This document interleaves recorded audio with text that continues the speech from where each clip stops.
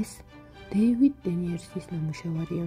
მსროლელთა გილდიის ძველი არბალეტის წევრთა ჯგუფური პორტრეტი ანტვერპენში.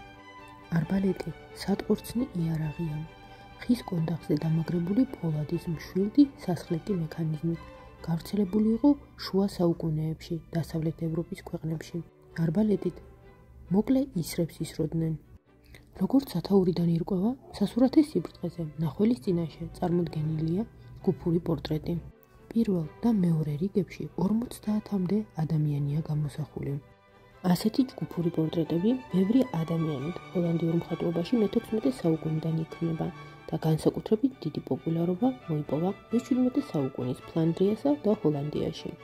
მაგალითად გავიხსენოთ რემბრანდტის ერთ-ერთი ნამუშევარი ღამის გუშაგი ან დეივიდ დენიერსის ნამუშევარი საგუშაგო. გილდიის წევრები შავი კამზოლებით არიან გამოსახულნი. კამზოლი მამაკაცის ძველებური სამოსის სახელწოდებაა, რომელიც ჩვეულებრივ სახელოების გარეშე იყო და როგორც ჟილეტს ისე იცვამდნენ.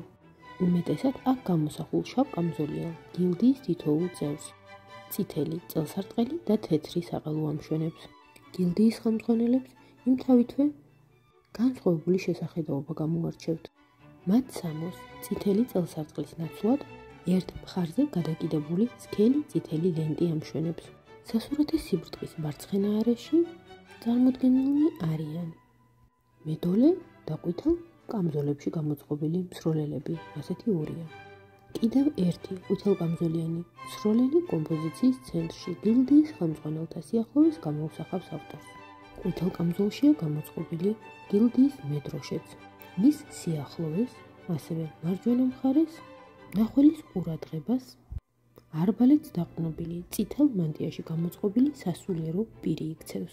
ნამუშევარში მნიშვნელოვან როლს ასრულებს ფონი. არქიტექტურულ პეიზაჟზე ანტვერპენის მთავარი მოედანია წარმოდგენილი. მოედნის მარცხენა მხარეს 1561-1565 წლებში არქიტექტორ ფლორისის პროექტით აგებული რატუშაა გამოსახული. რატუშა შუა საუკუნეების ევროპაში საქალაქო საბჭოს შენობაა. მარჯვენა მხარეს ვერცხლით მოვაჭრეთა. ვერცხლზე მომუშავე ოსტატთა ქუჩაა წარმოდგენილი. ხოლო მარჯვენა კიდეში გამოსახულია შენობა, სადაც ერთ დროს განთავსდა მსროლელთა გილდია. სახელწოდებით ძველი არბალეტი.